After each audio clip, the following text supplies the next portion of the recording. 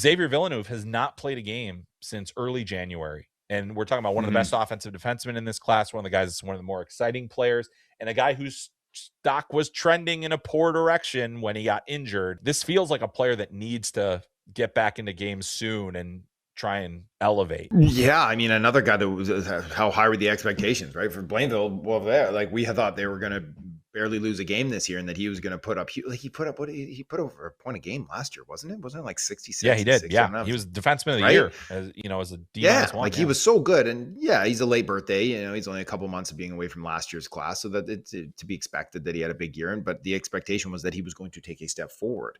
Again, I think you're spot on. He's got to get back in the lineup, and he's got to show down the stretch, because he doesn't get the U18s. He had that last year, and he looked good.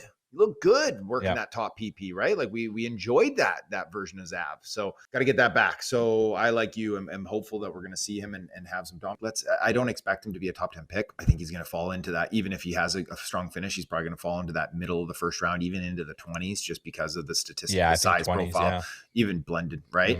But still, that's I like those darts. I like swinging on those guys, or maybe having them a little bit higher than maybe the consensus, because of the uniqueness of their skill set. And that's what I like about the draft too, is that like you can find third and fourth liners. You can find depth defensemen very, very easily on the wire, at the deadline, in free agency.